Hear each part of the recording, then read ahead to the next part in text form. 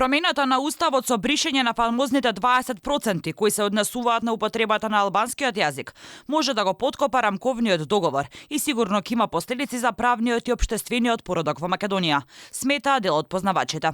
За експертите, отворање на уставот не е посакувано сценарио во ниеден случај, за да не ставаме трн во здрава нога. Па секако дека ќе има последици, најпрво заради ова што го спомнавте со тајмингот, и така е тензична и комплексна работата, а и самиот контекст и сега да се наметнуваат други прашања е најмалку несериозно, а инаку од аспект од позиција на власт е секако и неодговорно да се прави.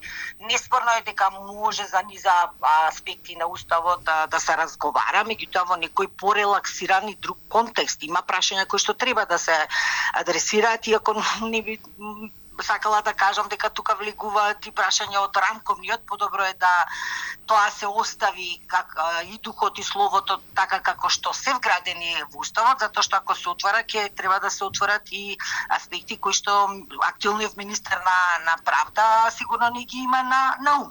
Притисокот за внесување на бугарите во уставот ја отвори Пандорината кутија и повторно ги извади на површина веќе познатите барања на партиите на албанците во Македонија. Тие бараат при подготовка на уставните измени да се земе предвид и промена на амандманот 5 од уставот, со која би се заменила формулацијата 20% со албански јазик. Професорката Билјана Ванковска со сличен став како професорката Астерут, уставот не треба да се менува. Таа посочува дека при секое завршување на парламентарни избори и формирање коалиција, исто како и при секое отворање на уставот, албанскиот политички фактор конзистентно успева да ги вметне своите барања. Прашањето на експлицитно определување на албанскиот јазик како втор, тоест еднаков на македонскиот, службен јазик не се крие одавна како приоритет, вели Ванковска. Затоа мислам дека е речиси известно дека новото отварање на уставот ќе значи и промена во оваа смисла. Од друга страна, факт е дека од 2017 година во правна сила е законот за употреба на јазиците, кој фактички се однесува на подигнување на нивото на употреба на албанскиот јазик и ниту еден друг. Одамна зборуваме дека е противуставен, но тоа не скандализира никого. Сега таа ситуација би се легализирала. На тој начин, Македонија и согласно уставот станува не само двојазична, туку и бинационална држава.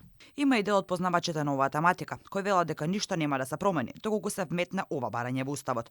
Но и тие се во недоумица, како се во ова ќе се рефлектира на Охридскиот рамковен договор. Беса веќе поднеса барање за да се вметне албанскиот јазик во уставот, а останатите партии од албанскиот блок не ја одбија идејата.